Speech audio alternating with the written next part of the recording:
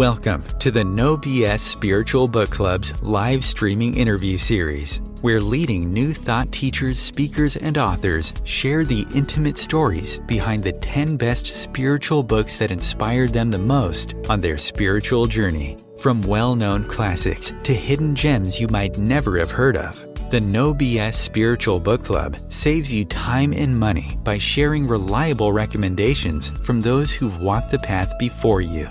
The No BS Spiritual Book Club, the only no BS guide to the best spiritual books to inspire your own journey of self-discovery.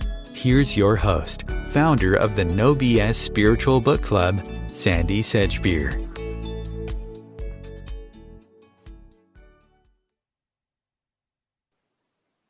Hello and welcome.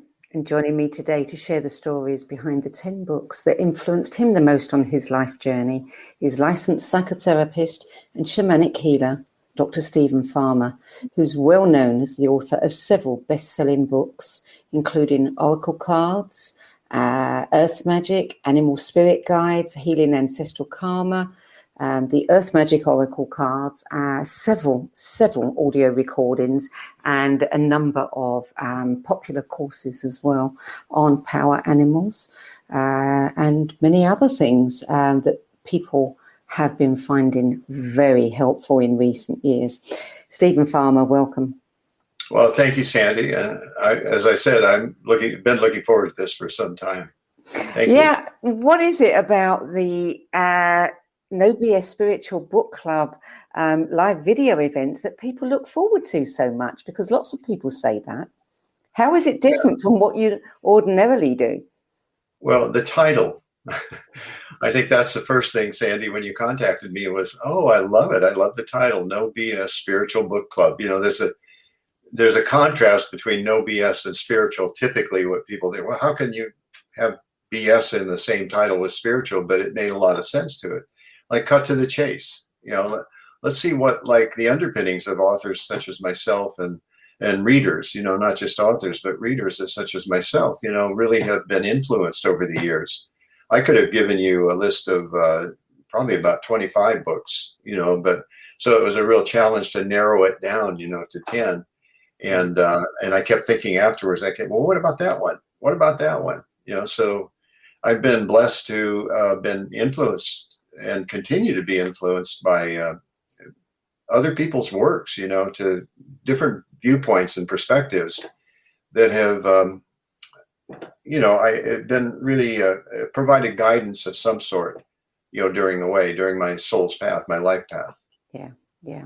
I think we're all in need of that. And yes, No BS Spiritual Books. It's so interesting because we're now coming towards the end of our second year, and I don't think I've had a single contributor who has listed a book that I would consider to be a BS spiritual book. So, you know, we're doing something right, and our guests are doing something right as well. That's good. No, good.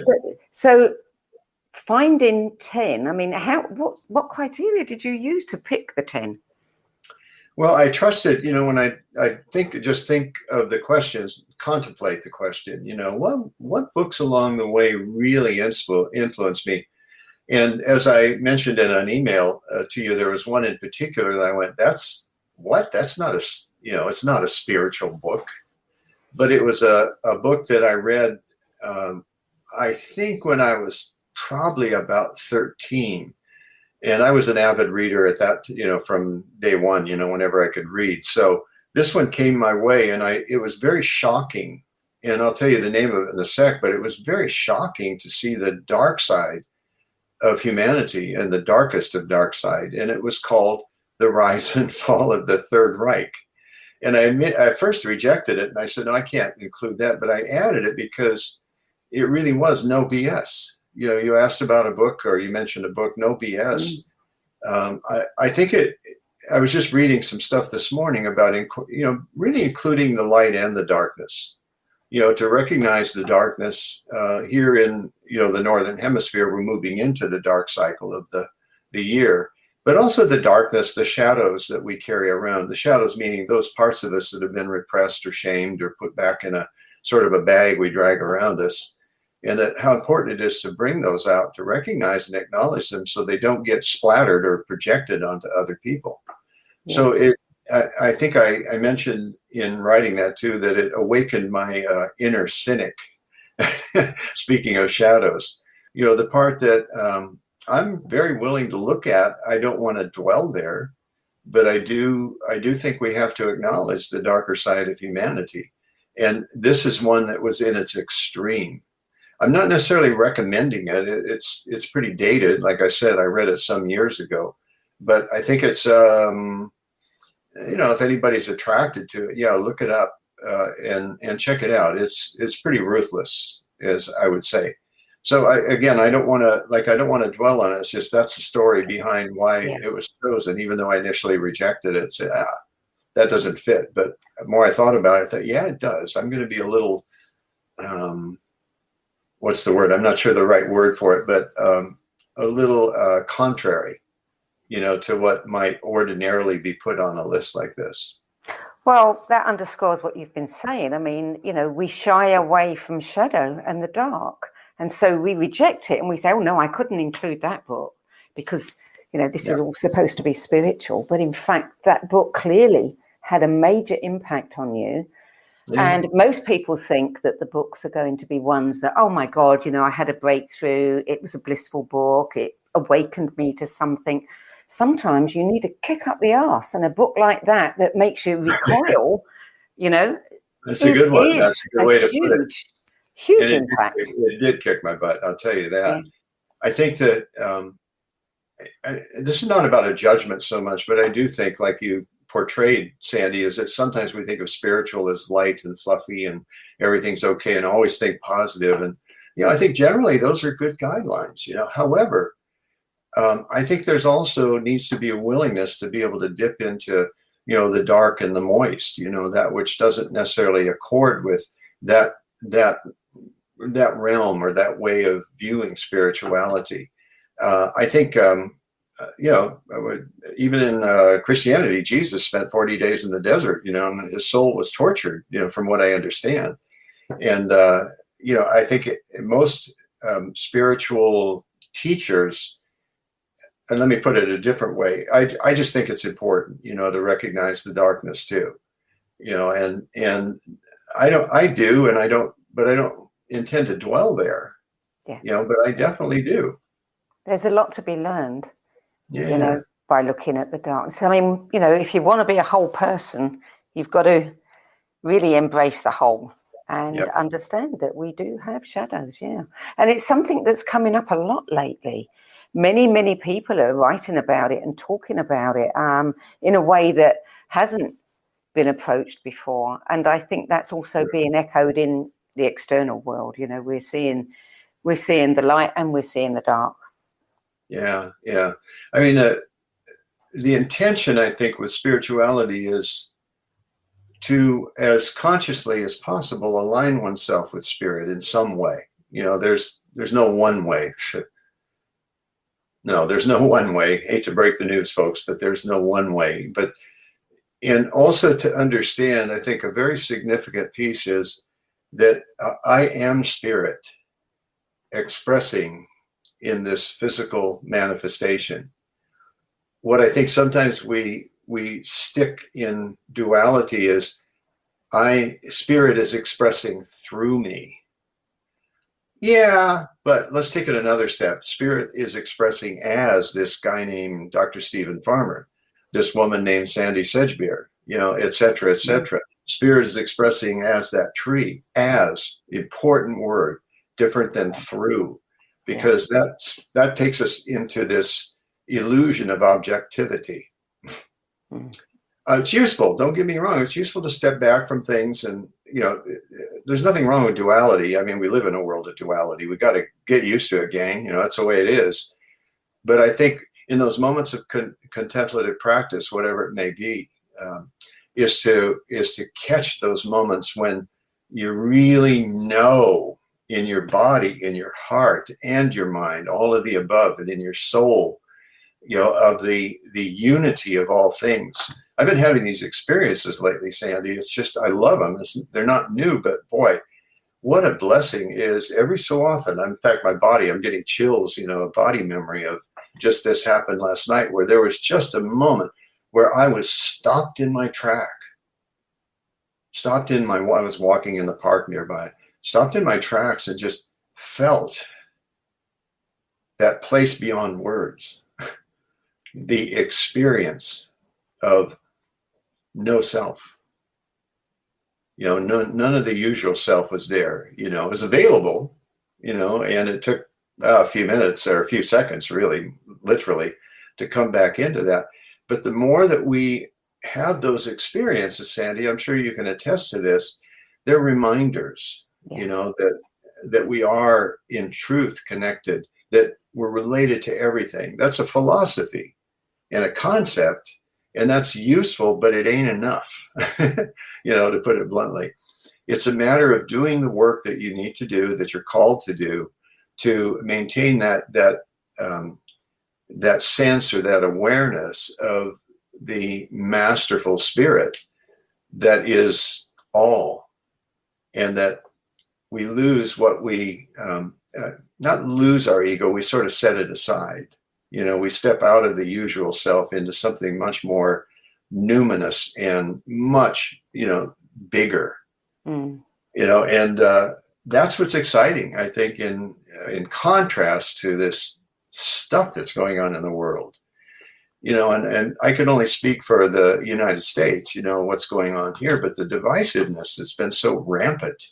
And I think it's also true in other parts of the world. But I realize that my efforts and my attention needs to be towards acceptance, to recognize one's blessings, recognize with gratitude, all that you have, not what you don't have. To catch my judgments, and then reel them back in, and know that they're but, I can project all my shadows onto somebody else, and stand there in judgment and, be really righteous about it. But come on, gang, let's step back from it. The idea there, and I'm going on, so forgive me, but the idea there, I think, is awareness, that we become awareness of those aspects that take us off of the path. That consciously off of the path, and then recognize it with our awareness. Oh, okay, let's get back to it. And I tell you the trick, 3 words: blessings, gratitude, and appreciation. When I get aware of that, a judgment or a dark shadow or something like that's creeping up, I take a breath. Okay. Blessings. Okay. Thank you for the blessings in my life. Thank you for all that I have able to. Thank you for my health. I got all my fingers and toes, that kind of thing. And then appreciating the wonders and the beauty of this incredibly tempestuous planet. So that's my general kind of sense of how to not stay on the path. I'm not sure that we can, but once we're familiar with it, and we have these experiences I described, oh, okay, I'm straying a little bit. I went off in the woods for a while, let me get back on the path, as long as I recognize I'm off in the woods. Yeah. Yeah. So tell me, Stephen, when did the light first go on for you? At what stage of your life were you aware that there was something more to be discovered, and so much more to you? I think I didn't have words for it, but I think pretty early on. By that, I mean, during adolescence, I always figured I was a weird kid. I was very shy. I didn't know how to relate to other people. There's stories related to that. But anyway, I was very shy. I didn't know how to relate, socialize, etc. I was kind of awkward like that, youngest of 4 kids, alcoholic family, and, the whole thing that I had to work with, over the years.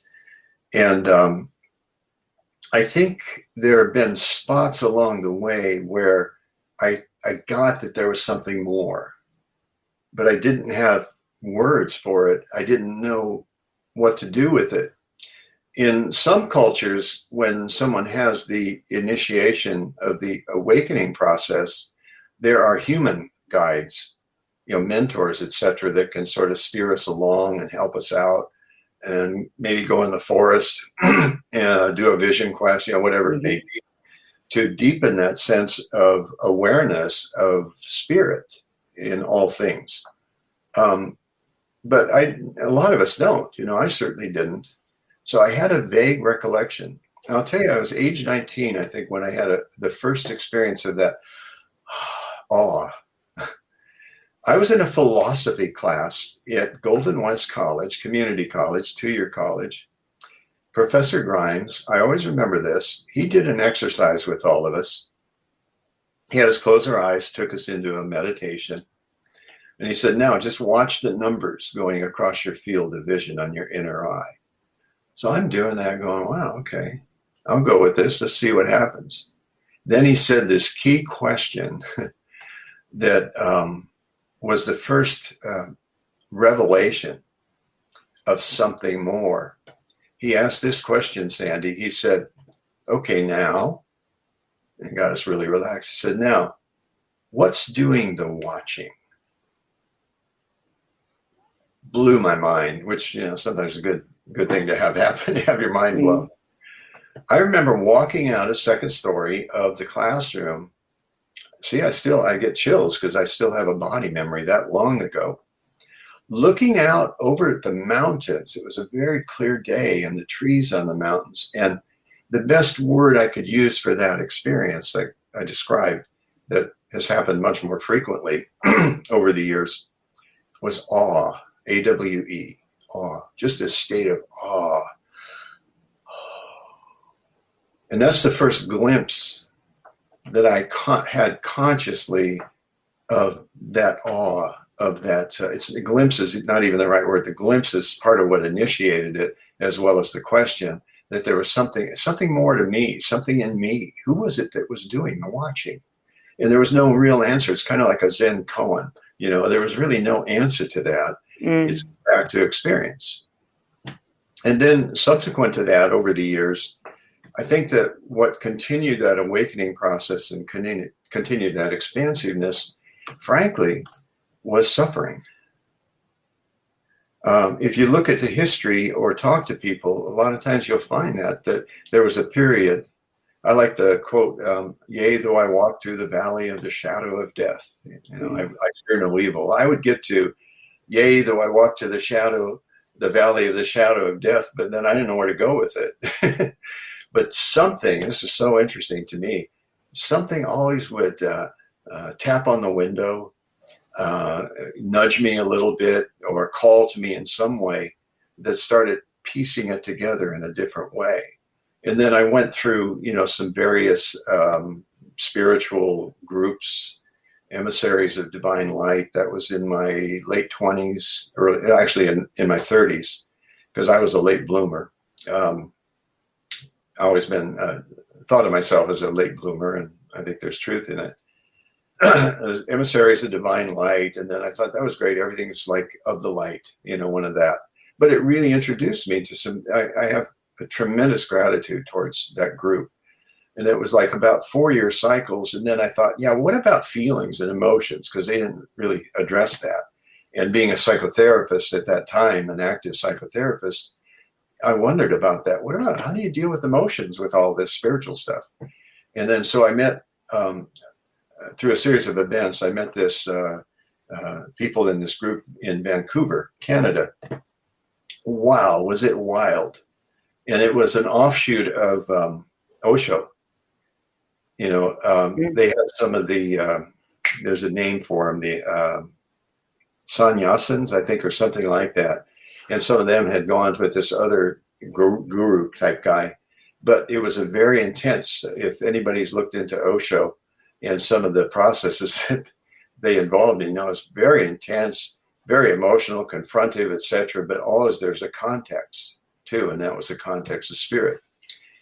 Anyway, so that one opened up my heart, I think, more than anything else, and embodied that spirituality. And every step along the way, and even before emissaries, I went to the Church of Religious Science. And I remember that was recovering from a divorce. And I had 2 younger children and totally lost as to how to parent them and father them. But I remember Sandie, they would bring the children in afterwards, and I'm sitting there just like, oh, crying, part of the grieving process. And then it was emissaries, and then it was the Vancouver group, Xanthiros is what they called it. And then from there, some other kinds of things, shamanism, other kinds of experiences that just continued to amplify the absolute importance of maintaining that awakening process as much as I humanly could. So that's a long story, but that's kind of been my steps along the way. So when it came to creating your list of books, did you do it in any particular order of, my favorites, or the order that you read the books? That's a really good question. I'm looking at the list now, and yeah, I would say basically the 10 books are in a sequence of a developmental sequence, I would say. The first one being The Way of the Peaceful Warrior by Dan Millman. That was like, again, that's one of those eye openers, that contributed to my awakening process. I trust that some people who are listening into this, are familiar with that book. If you're not, I'd say go out and get it. It's a little dated now, but it's still a great story. His almost like a hero's journey in a way. He went down to a gas station and found a guy there that he called Socrates in the book, and he'd have parables, throughout the book too, that were like,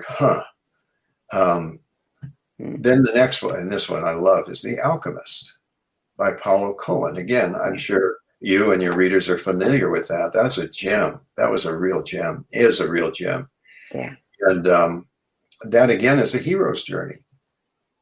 Kind of like Dorothy in The Wizard of Oz, goes all these places and comes back, and then there's no place like home. That sort of tale that returned to the beginning in that very clever way. Then there was A Way of the Shaman by Michael Harner. And Sandie, I had a very active psychotherapy practice, very successful. And this one, my partner at the time introduced me to, and that prompted me actually to go to an introductory course on shamanism, a 2-day course. And that's not, you don't become a shaman. I don't pretend to be a shaman. People will call me that, but I, like you said, a shamanic healer or a shamanic practitioner. I'm fine with that.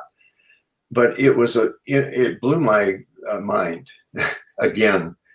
I was so eager. I was like, this is it. This is my next step. And I even went to Michael Harner, who wrote the book and was also teaching this particular course, probably about 30 years ago. And I knew it was just calling to me. Like I said, it's not an ambition. I was just saying, dude, I'm up to him. I'm like a little jackrabbit jumping around him in a way. And I went, Mike, what can I do next, Michael? I do the 3-year program because they have a 3-year program. And if not that, what else can I do? And he's like he's almost like going, whoa, boy, you're holding the reins in. I was so on fire with it. And then after that, I took other trainings and courses, some from his and his wife's Foundation for Shamanic Studies that offered several varieties of courses for what he called core shamanism. And then went on Tibetan shamanism, Celtic shamanism, Huna, which is Hawaiian shamanism. And I could see the threads that were common, through these various trainings. The Cosmic Serpent. Wow, you guys who are listening, if you have not read it, go read it. The subtitle is I'm going to read it. DNA and the Origin of Knowledge. Yeah. That's a Jeremy big Narby. Yeah. Yeah, Jeremy Narby, who Canadian author who anthropologist, straightforward anthropologist. He went down to the jungle in South America, and like many people are doing today, more and more people are doing today, sampled the brew there, ayahuasca, that has been used for thousands of years as a shamanic medicine, and had an awakening, kept seeing serpents, decided to investigate, and did a real research study and discovered how many cultures have snakes or serpents as part of their cultural mythos, if you will. And one thing led to another, and what what he suggested is that shamans back when would they didn't know about DNA or anything like that, but they would often see images of serpents intercoiled, two serpents intercoiled. And that was their analog. That's what they could refer to because they're familiar with snakes or serpents in their culture. And so they were already seeing DNA, but they didn't have the name for it or the science for it. It was like serpents.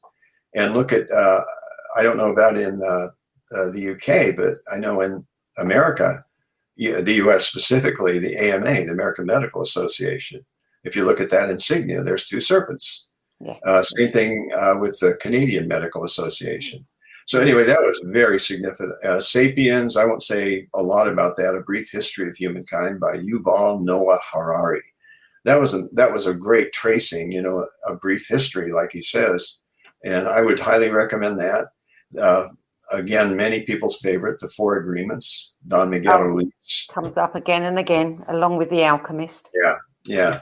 And I like simple things like that. Give me 4 guidelines to how I can do this thing called life, and that's one of my favorites. The one that I think we get stuck on is don't take anything personally. I love that. Like, you mean that driver was not specifically targeting me to cut in front of me? Right, Stephen. Right. Yeah. A more recent book, I guess this is really out of sequence. In fact, let me go in sequence here. I mentioned The Rise of Paulo, the Third Reich. Waking the Tiger by Peter Levine. Levine has developed a trauma recovery process that he's called somatic experiencing. And being a body-oriented psychotherapist, it immediately attracted me. And I read the book and I went, this guy's he knows something about trauma. And so I actually did a lot of training. I did a 3-year program, some other workshops with him and some of his associates. And I was always a body-oriented therapist as it was, Sandie. But this one really brought it home. It really deepened my understanding of trauma and also, more importantly, how to recover. And of course, we see that more and more these days. People are talking about trauma. I think it's great. In fact, an interesting sidelight, my very first book 30 years ago, which I reissued, was a book on childhood trauma. What I knew then, and now the information and knowledge has expanded greatly. The title, I wish I'd changed it, but it was a good title at the time, Adult Children of Abusive Parents. And that was the time when there were the popularity of adult children of alcoholics. So a friend of mine who coached me in my first book, thank you, Alan, suggested that. And I went, yeah, that makes sense. Wrote the book, published it, it did well, and then revised it just about 4 years ago.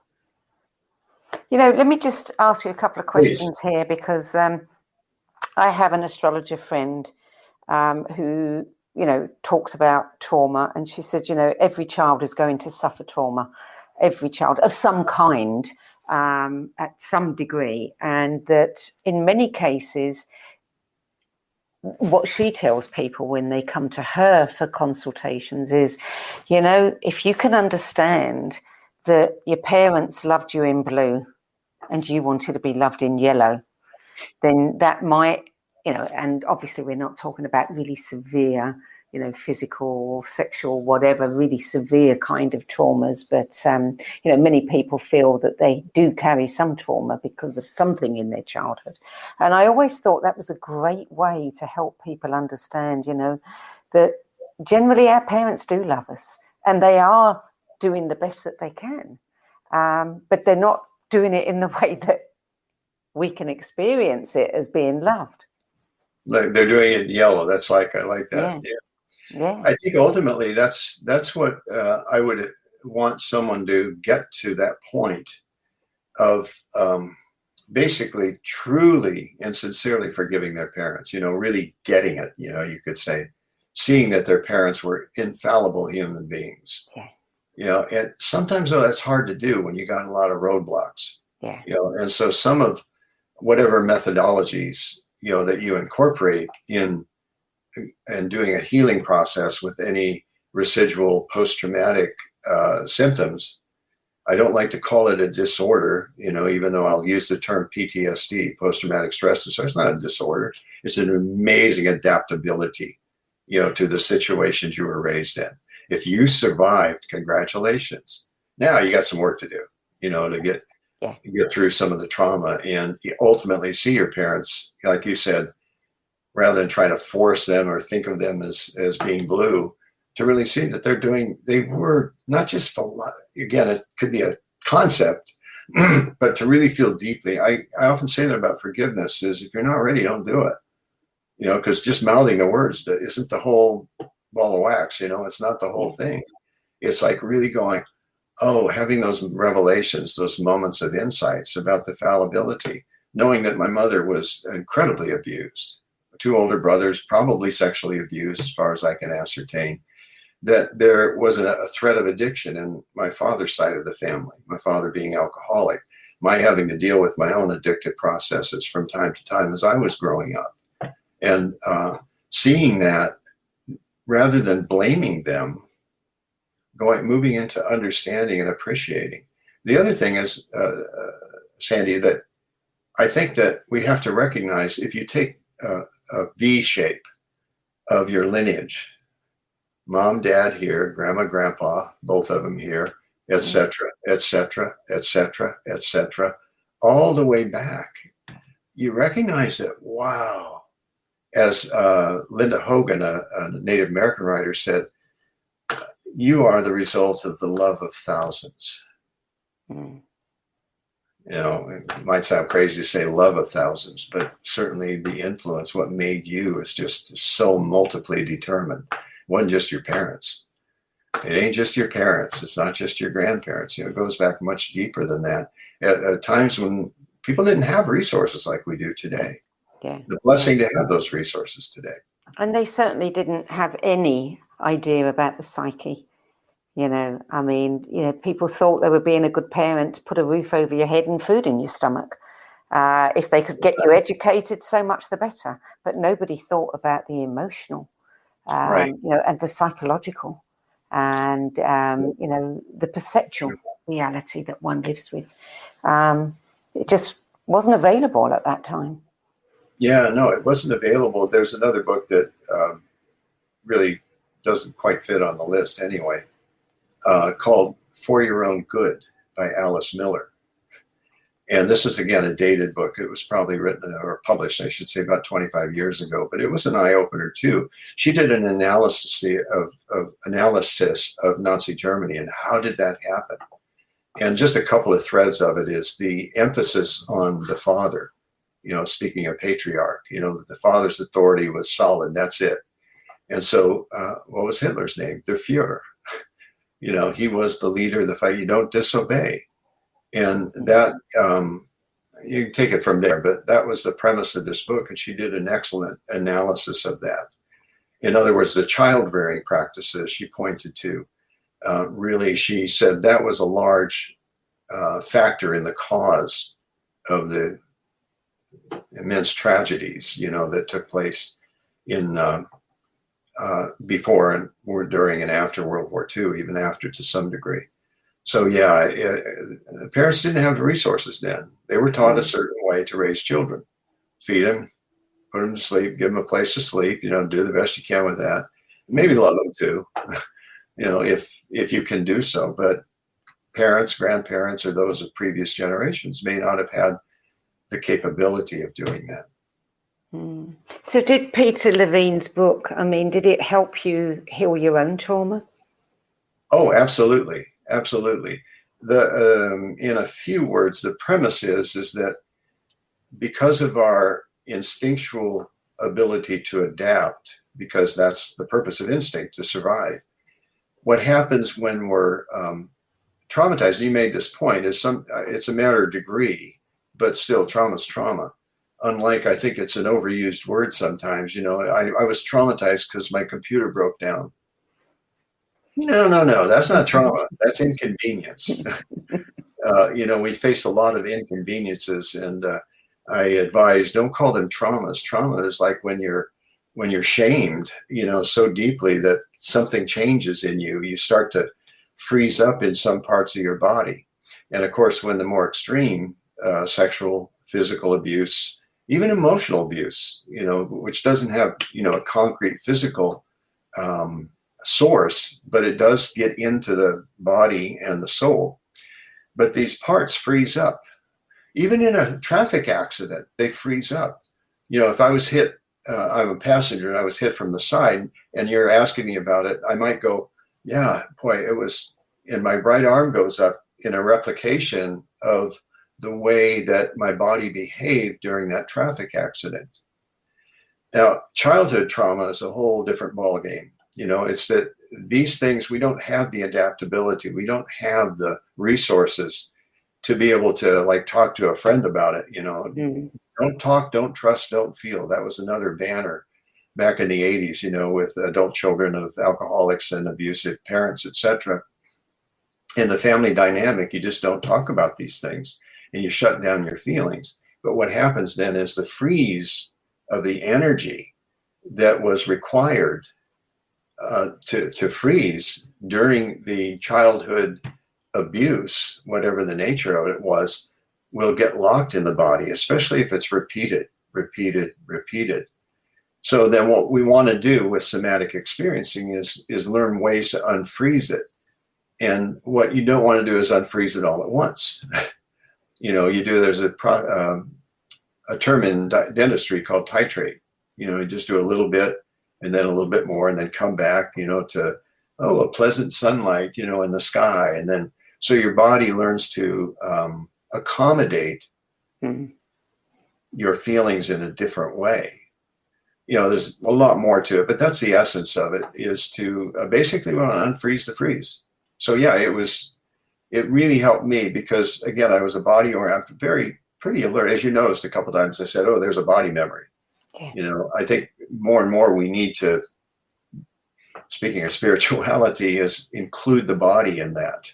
Yes. That the body was such a messenger in so many ways. Danger. Okay, what happens? My shoulders go up, I stop breathing. I have to assess immediately, just like wild animals. In fact, that's why he called it waking the tiger. He made that parallel between how wild animals behave instinctually under threat. We know about fight, flight, but there's another one, freeze, collapse, or get so aggressive that it leads to violence to others. Anybody who does violence, put money on it, they were abused. They experienced and or witnessed violence. Yeah, for sure. So tell me about Braden's Sweetgrass. That was one of your books, Indigenous Wisdom, Scientific Knowledge. Have you come across it, Sandie? No, I haven't. That's why I'm curious to know more. Robin Wall, she's an elegant writer. I mean, she's really a good writer. And her work is that she's a Native American, and I don't know if I can say it right, but of the Powhatan tribe, and a ecologist at the same time. What a beautiful blend. So she writes from those lenses, from those perspectives. And the title comes from that her community, the Native American community, often they would go out and they in a very sacred fashion, reap some of the sweetgrass. And then they would spend a lot of time braiding that. And sweetgrass is used in ceremony at times, just like sage or palo santo. Sage is when you heard of smudging. It actually has an antibacterial effect, by the way. But it's also done in a sacred fashion just to sort of clear the aura or the energy field. Cedar does the same thing. And so once you've swept away, it's also supposed to clear out negativity. And then you introduce sweetgrass, braided sweetgrass. And what that is that's more of a calling herb. You're calling in the spirits, and it has a very pleasant aroma to it. In addition, that being used in sacred ceremonies. So Robin Wall-Kimmerer, the author of Braiding Sweetgrass, goes through a number of, it's hard to do it in 25 words or less, but she describes, the characteristics in depth of, let's say, a pond, and what happens when the pond gets polluted, and how can you unpollute it? Things like that are very timely from her perspective. I'm reading something from Rise and Fall of the Third Reich. I went, well, that's not right. Where is it? Oh, there it is. Okay. I want to just read a piece. Like Sweetgrass, she weaves tales of both grief and hope. Grief at the losses of native plant and animal species, and hope that this can be corrected with a mixture of scientific knowledge and, as the title indicates, indigenous wisdom and plant teachings. I think it's interesting, Sandie, that up to maybe just a relatively few decades ago, that we still held this kind of cultural view of brown people, Native Americans, that they were primitives. There was a sort of an arrogant sort of a label that we put on them. And I think in a sense, now we're going to them with our clipboards. What can you teach us? And I think that's a great clipboard, braiding sweetgrass. Good one. Highly recommended. Highly recommended. Yeah, there's a lot we can learn from the indigenous peoples. Yep.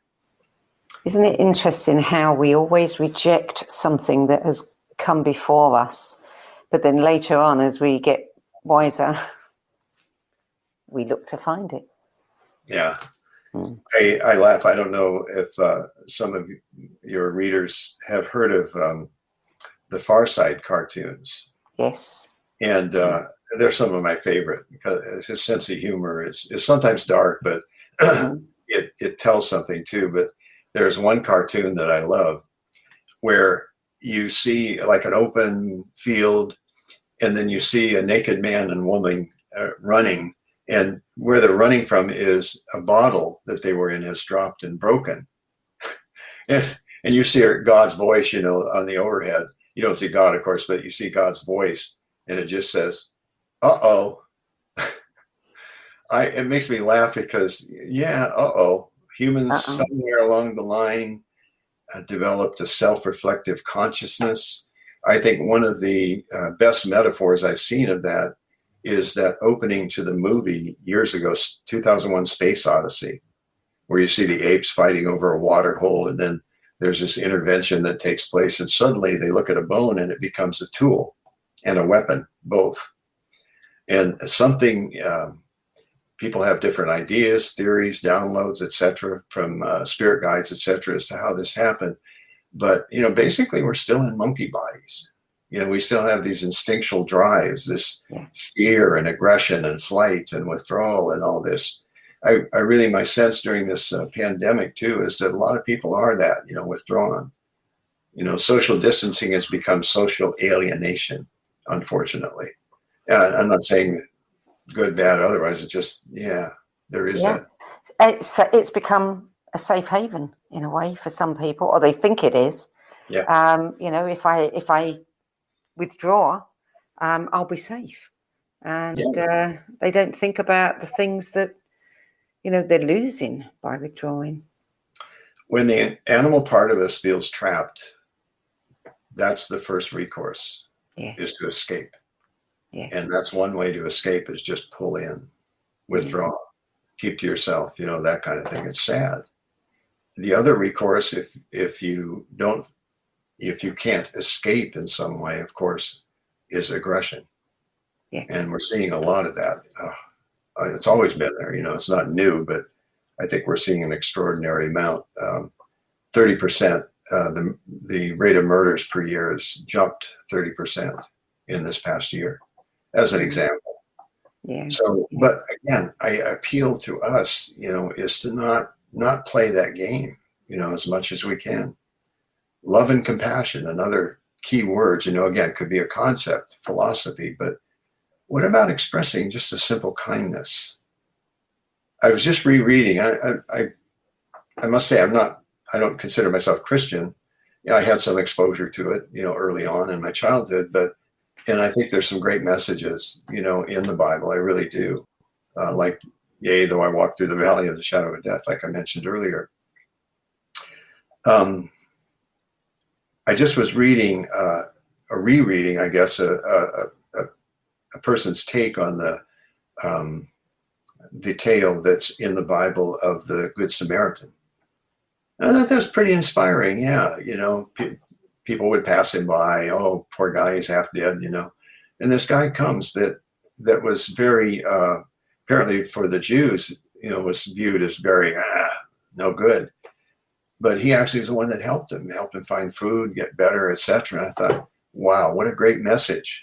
It doesn't matter the source; it happens to be the Bible, but a good message is to just make a little bit more of an effort to be loved, to express that love and compassion. You don't need to go around kissing everybody and saying, I love you, I love you, I love you. Generous acts, our actions often speak much more louder, as has been said, than our words. Can I be kind? Can I be kind to animals? Can I be kind to the plant people? The tree people?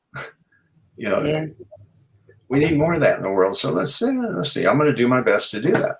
Yeah. So instead of withdrawing, just, take a step forward and see what happens. It strikes me, the turn that the conversation has taken is that the last book on your list is one that might help an awful lot of people right now, just to have a different kind of experience and perspective. Yeah, the last one being one of my favorite authors, Michael Pollan. I was introduced to him with a book called The Omnivore's Dilemma. And the thing about Pollan that's cool is he doesn't just write about, he goes and participates and experiences. Yes. And this latest book, I highly recommend, How to Change Your Mind. Yeah. Brilliant title based on what's in the book. And it's basically, I'm a child of the 60s. I confess, I sampled the different psychedelics that were available to me in my college days. And then after my college, I just quit. I didn't do anything anymore. But I had a significant experience, which I won't go into because it's too lengthy. But basically, I was called to use what sometimes are called magic mushrooms as a sacred medicine. And that's a whole different perspective, a whole different paradigm.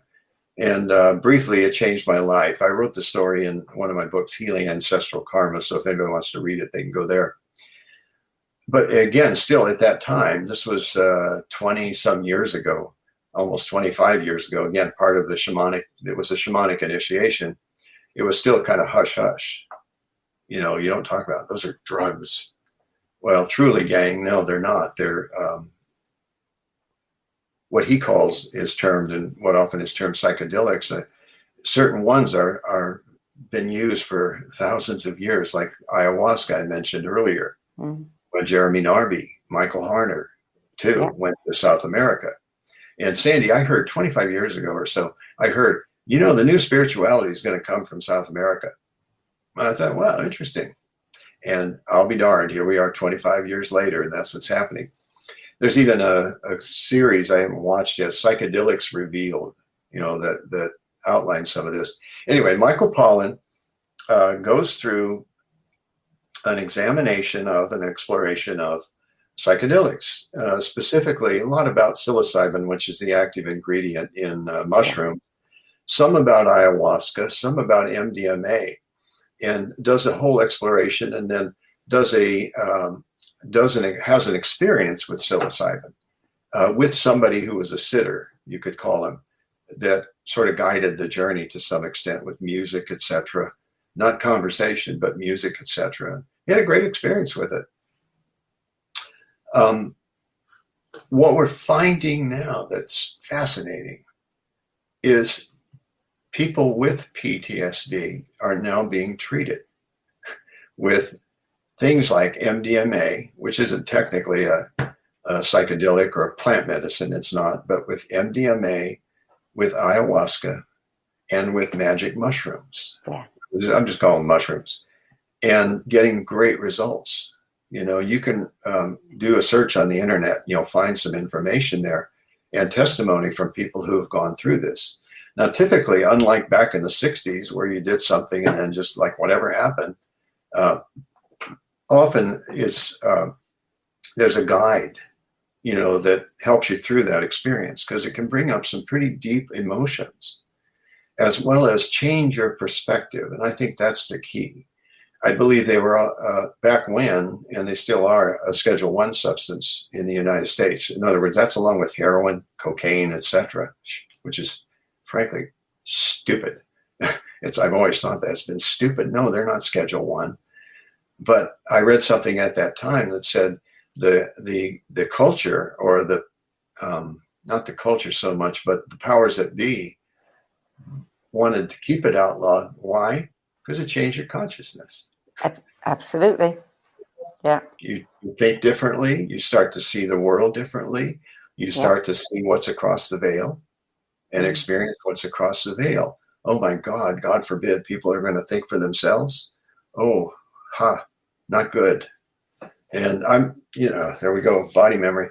I'm a bit of a closet rebel, in that I don't always accord with the popular culture. I'm not even sure I'm a closeted rebel anymore, but I look pretty normal. A friend of mine made the distinction. He said he's an outlaw. And he said there's a difference between an outlaw and a criminal. And I like that distinction. It's like, well, I'm not quite an outlaw, but, I have my ways, shall we say, about me. But up till maybe a few years ago, even the kind of stuff that I've been writing, was not necessarily something that would appeal to a lot of people. And now, like, a lot of people are interested in shamanism. I do a mentorship. People come to me and want to learn about some of the basics of shamanism, or advanced, as the case may be. And I welcome it. Michael Harner said something, I remember, in the 3-year program. I can't remember what the question was that was asked, but he said, as long as people are doing what they're doing to the earth, I'm going to teach as many people as possible about shamanism. And I always remembered that, because the shamanic, and it doesn't even have to be, you don't have to be a practice, you have to be a practitioner or a healer, but some of the ideas and technologies, funny word to use with shamanism, but some of the techniques and methodologies of shamanism are useful for just personal day-to-day life, that keeps you in touch with a more, I would say, Sandie, a more comprehensive spirituality. In other words, it incorporates the earth. Yeah. It's just about dwelling here in the upper world. It's about being able to deal with the spirits that are expressing as these various beings. Dear friend is Eva Blacktail Swan, Cherokee medicine woman. She goes out on the land. They've got like a 70-acre ranch. Her and her man that she calls the cowboy have a buffalo ranch, and also has a barn where she does ceremony, etc. She goes out every morning and listens to the cloud people. Notice how there's an implication with that relationship. Listens to the buffalo people, and then etc., and then goes back in and writes down the download, what was expressed to her through this particular spirit being. And I get those missives every day. Every day. She's been doing it for like 40 years, every day.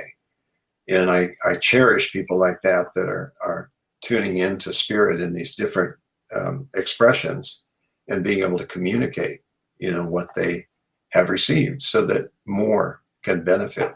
It's very much in alignment with my mission, what I see as my purpose here on earth and my mission. I've got some new products coming out, publications coming out before too long. Another book on animals that are stories that people have submitted about their experiences. Again, inspirational. An oracle card deck coming out in a month. Messages from the ancestors. And that was fun and challenging to do. And then down the road, probably sometime next spring, is messages from the spirits of nature. Basically saying you too can do this. Yeah. The cards are always a vehicle. Oracle cards are always a vehicle, but let's go to one of the foundational principles of shamanism. Whether you work with archangels, ancestors, animals, plants, whatever, is direct revelation, that you can get guidance and information and even healing directly from that particular being or the spirit of that being. And that's really exciting. It's like it brings, we call it the new age. It's the old age.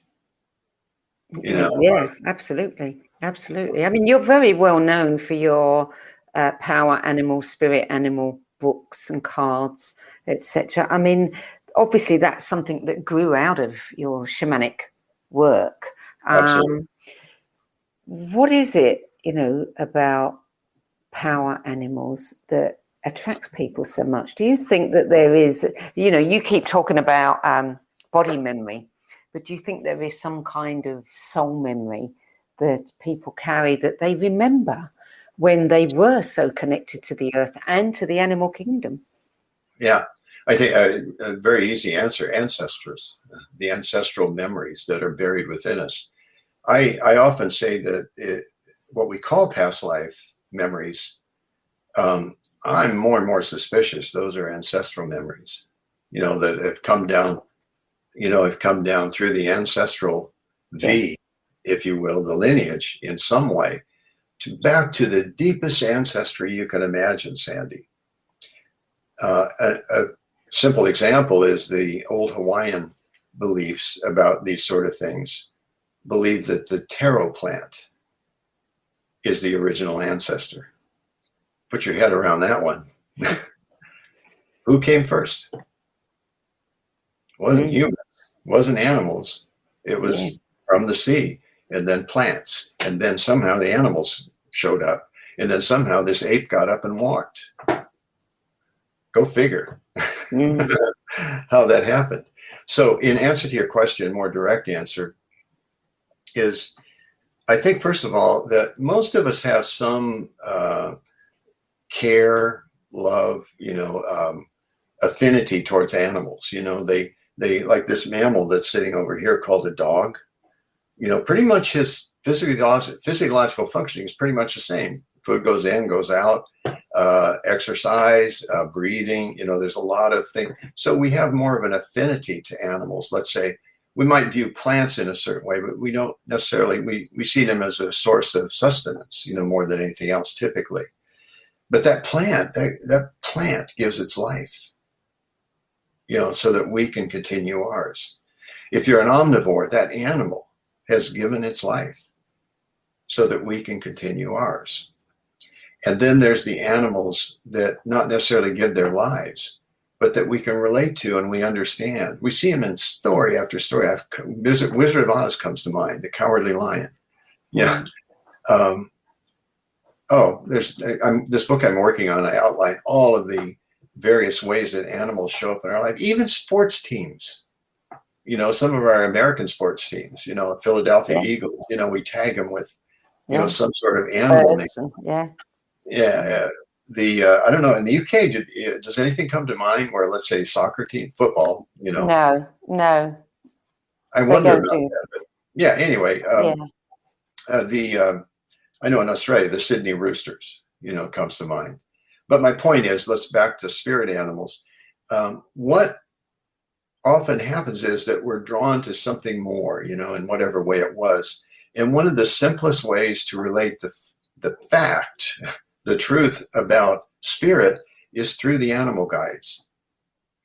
And what I teach is that when an animal shows up in an unusual way and or repeatedly in a short space of time, there's something pretty big going on. There's three tiers. First, the physical animal, just the one of flesh and bones and stuff like that.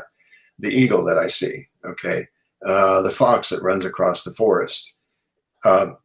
Second is there's another layer that's the life force or the spirit of that particular animal, that animates that animal just like it animates us. So we could call that spirit of the life force. The third one is where it gets interesting, is when an animal shows up the way it's God's or spirit's way of connecting with you through a particular vehicle that will afford a message for you of some sort. I'll give you an example. I look up and, whoa, there's an eagle, that's flying high. Okay.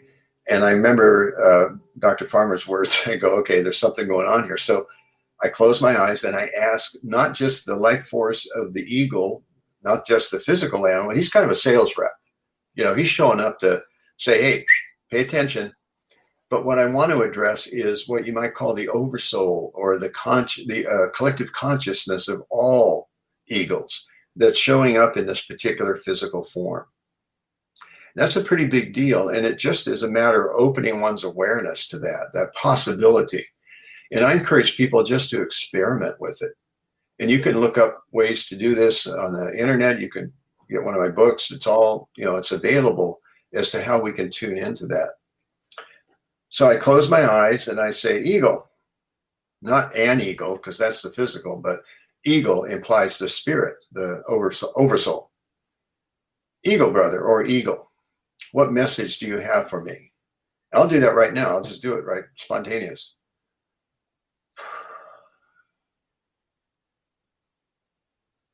I hear, because that's often how I receive messages, Sandie. I have to close my eyes again to recapture it. Keep your perspective and don't get lost in your words. Keep your perspective and don't get lost in your words. And then I may contemplate that for a while and think, well, what's that really mean? Keep your perspective. I can understand that as don't get boggled down in words. I'm working with a lot of words and I'm finishing a writing project. So that's actually, now that I think about it, see what happens? Now that I think about it a little bit, it's like it makes sense. Don't get lost in them, be able to step back and then go forward, but step back and go forward. Thank you, eagle. And that's the other thing, is always thank the spirit animal. Power animal is a whole different deal. That's a spirit animal that there's a few ways that it can come to you, but it sticks with you often for years. And often it's... Is that when we have a particular affinity for a particular kind of animal? A hippo or a giraffe or something like that, and we're always drawn to them and say they're our favorites? That is one way. And in fact, that's a really good way, is if you found that, like I knew a guy that he had an elephant pins, he had statues of elephants, and he said, it's been that way the last 20 years. I just have this thing about elephants. Had no idea what spirit animals or anything were. But we had a conversation, and that's where I led to suggesting that perhaps it's his power. Now, when you have had an animal come to you in that way repeatedly over time, here's the best way to find out, is it your power animal? Most likely it is. I put money on it. But the best way is close your eyes, take a deep breath, and imagine, let's say eagle again, eagle before you. And just say, eagle, telepathically, are you my power animal? And you'll get a yes or a no. Try it. Try it. That's the way it works. And they'll let you know. Again, most likely it is. That's one way. Another is a shamanic process of retrieving the power animal. Often a spirit animal, and again, may show up in a physical form, but a spirit animal will show up repeatedly in a short space of time, more as an animal spirit guide, that they tend to be there briefly, go on, and then maybe, 2 years later, that similar thing happens. I'm talking about a power animal that provides guidance, protection, healing. And you learn to work with them. It becomes a collaborative process. You collaborate with this spirit animal that is a source of power. What's their medicine? Might be one way to describe it. I just wrote a piece on coyote medicine, and it's too long to go into, but a few years back, I live in a fairly suburban neighborhood, and I took my dog out for a walk, and I look over across, not too far from me on the street, and there's a coyote trotting along, and then disappeared in one of the canyons. So I asked Coyote what was the message. And again, without going into the whole story, it was about deceit, that there was someone deceiving me. And also a reminder of how easy I am. I trust easily. And sometimes I have to be aware of that, not be so reflectively, reactively trusting. It's a good thing. I'm a trusting person. And then a third piece he told me was, you have this shadow called Mr. Nice Guy. and you are nice, but sometimes there's a shadow of that niceness where you allow yourself to be taken advantage of, and then you end up feeling victimized. And so he's basically saying, get over it. Yeah. Great message. Mm. So that's a little bit about me. Not a power animal. He was a temporary visitor, that passed along a very significant message. Mm.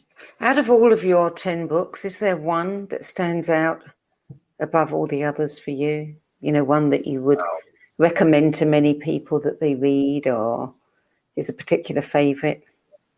The one that, as I review, some of the publications, I think I wrote 4 books as a therapist, self-help type books, and then didn't publish or write or publish anything for several years. And then I made that initiation to shamanism. And the first book out of the chute, when I started working with shamanic realities, is a book called Sacred Ceremony.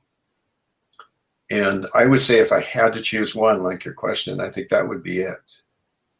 Don't get me wrong, I like the others too. They each have their own value. Yeah. Earth Magic, good book.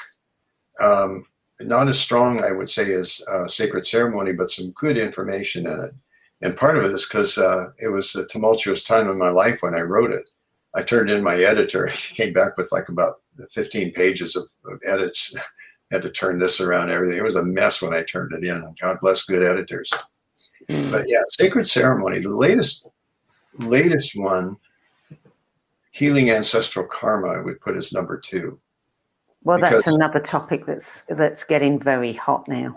Yes. A lot of people are looking at healing their lineage, and Yeah, so I'd recommend that if anyone's interested in looking at it from that lens and working with it. There's some exercises in it. They're quite powerful.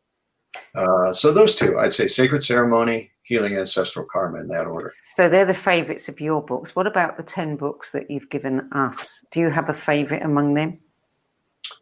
Oh my goodness, you asked tough questions, Sandie, but I will answer. I would say if I had to choose, oh man, that's a tough one. Yeah, give me 10 seconds here. I'll come up with one. Favorite. I would pin, it would be a close tie between Miguel Ruiz, The 4 Agreements, because it's so simple and so profound at the same time. That's definitely a favorite. The other one is A Cosmic Serpent. I tell everybody about that and hope they read. I'll give you a short story on that one. Snake is the first spirit animal that came to me that turned out to be a power animal. I had no idea what the meaning was, the depth of the layers of meaning. And the more I looked at it, the more I worked with snake, always with me when I'm doing healing work. Therapeutic, psychotherapeutic, or shamanic, and I've got a good medicine bag full. So much so, it has affected me so much so.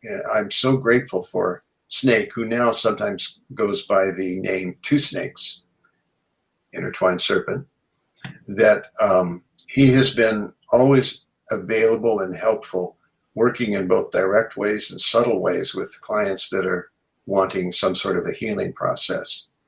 And I got to tell you, it was so profound and has followed me throughout my life for over 30 years since I did this men's event, even before I knew about shamanism, that I marked my birthday with my one and only tattoo. Want to see it? Sure. Yeah. You can't see it, from this angle, but Jeremy Narby is a friend of mine from Australia. He's half Aboriginal. His father's Aboriginal. Gifted artist, as well as plays the incredibly didgeridoo.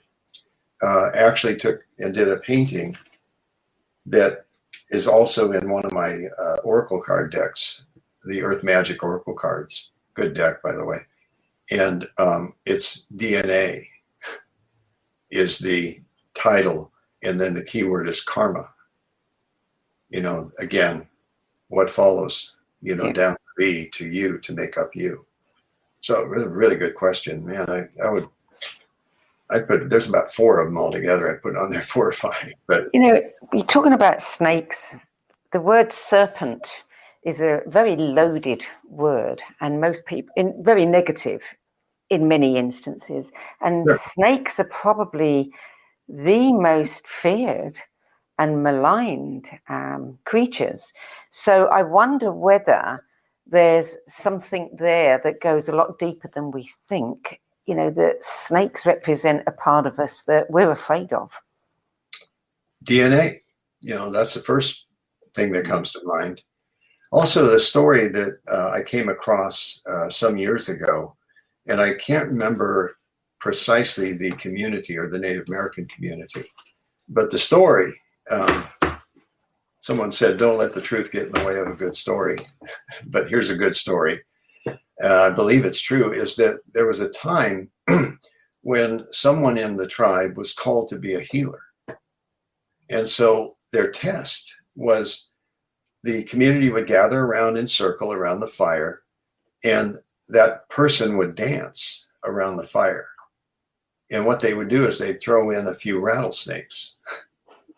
And if the person was bitten by the snake and survived, they were considered to be a great healer. Isn't that a great story? And if they weren't bitten?